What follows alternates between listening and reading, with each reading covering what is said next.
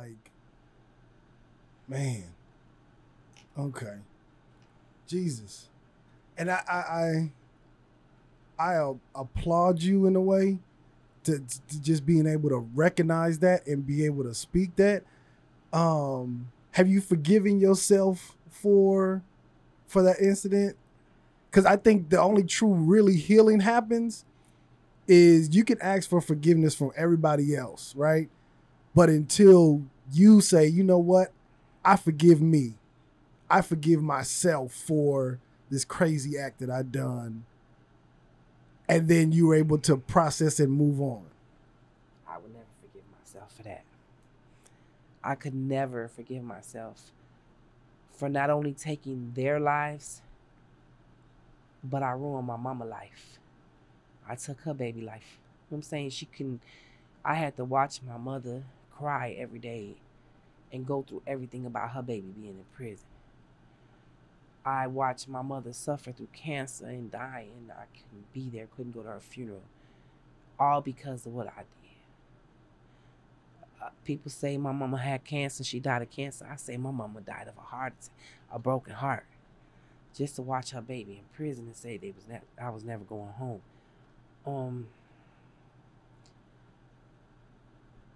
No, I have not forgiven myself. I took 2 lives, and they had kids too. So like how I'm missing my mama, I know they missing their daddy. And that was my fault. That was not nothing that just happened naturally, or they died of a disease, or they had a heart attack, or, you know what I'm saying? They were murdered. They were taken from them kids. I can't forgive myself for that, bro. Like, they got grandkids that never knew him. They got a dog. One of the boys got killed that night. His girlfriend had his baby. She never got a chance to meet her daddy.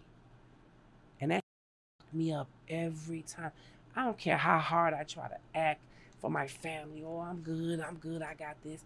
At the end of the day, every night before I lay myself to bed, I always say, man, I'm sorry. I'm sorry, Jimmy. I'm sorry, Hector. I'm sorry. Mm-hmm. Because I could never forgive myself for that. You can forgive, you can go ask for that. I was watching a movie one time, and then when he told his son, you can steal something and ask them, give it back or pay them back and say, I'm sorry for doing that. I can't do that with them boys. I took their lives and I can't give it back. I can't tell their family I'm sorry because, like I said, I just lost a brother. You can't come tell me you sorry, mother. You just killed my little baby brother. I don't want to hear it. So I understand their pain now. So that's something that truth be told, I didn't even want to come home. The law changed and sent me home. I never asked for this. I was okay with having life in prison. I was okay being punished for the crime I committed. So it's like, no, I will never forgive myself for it. That's something that I'm not going to allow myself to forgive myself about, because I'm going to punish myself to the day I take my last breath for the mistake that I made. I hear you, I understand, but I think the only way that you can actually help more people is acknowledge, yes, I made a huge mistake. I made a huge mistake, you know what I mean, that day. But the only way that you heal and you become that beacon of light for other people that are in the life that you were in is you have to begin with you first and then work outwards. You know what I mean? Be able to forgive yourself and then do the opposite, right? As much bad as you did when you were a minor, now that you have a second chance, you can double the good that you do now. I try. That, yeah. I mean, I'm trying that. I am trying that. Like, you know what I'm saying? I try to help people. Just the other day, we went to a group home. Mm-hmm. I drove by the group home and I reversed and went in there. and was like, "Come on, baby, take these boxes of chickens out my trunk. Get you 2 big boxes of breaded chicken and get you a big old box of wipes, hand sanitizer." They was like, "Huh?" And I was like, "Yeah, go and take it." And I looked at my niece and I said, "That was me. I used to be in a foster home. I used to be in a group home." And then I went to my aunt's house and I was like, "Look," because we get Publix on Sundays and Mondays, and I always pass them out to the homeless people.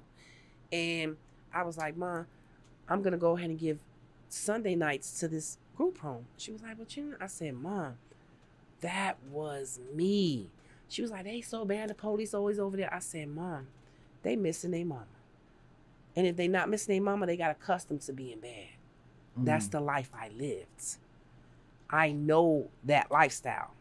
So I try my hardest to help the next person out. I wanted to ask you this about your stepdad, right? Mm-hmm. Are you familiar with Stockholm syndrome? Yeah.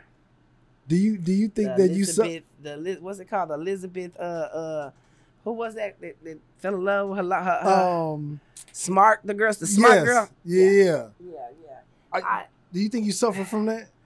No, because my daddy is my daddy and he's been there for me through my whole incarceration. Like, he's not the man that he used to be.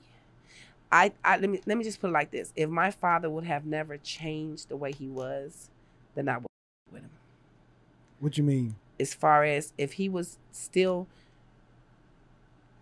in the lifestyle that he was when I was a child, I wouldn't associate with him. I wouldn't have nothing to say to him. You know what I'm saying? And he had to prove to me that he's a different man. Even when he got my nieces and nephew, my niece used to come to prison to see me faithfully as a child, and she can tell you, I used to question her all the time. "Is somebody touching you? Is it?" And she's like, you know what I'm saying? Like, no, what the, you know what I'm saying? Mm-hmm. And as she grew up, I did that. I questioned her every time. "Are you being touched? You could tell me." You know what I'm saying? Because in the back of my head, I always felt like my daddy would do something. You know what I'm saying? So, but she was like, "No." And my daddy had to prove himself to me that he is not that man. If I had a baby girl right now, if I had a daughter, gave birth right now to a daughter, guess what? She'll be in my daddy's arms. Because I know he going to protect her, not do nothing to her. He is not the man that he was when he was on drugs. He was an addict, and my daddy was a monster. But today, he's a man of God, and he will help and give his last for any and everybody. He's the man that you can sit here and hold account. You would not, the way you say, you sit here and you talk to me, you be like, you would have never thought. If you sit here and talk to my daddy, you'll be like, "Man, this can't be you. This cannot be who she was talking about." Because my daddy he's amazing. He's an amazing father, amazing grandfather. He stood up and he made it right. And he made it right through his grandkids. He made it right through his, you know what I'm saying, through my mother when I got incarcerated. He made it right, and he deserves a second chance just like I do. That's the part I want you to see for yourself. You know what I mean? All the stuff that your dad was, right? He made it right. He's good. He's living a whole different lifestyle.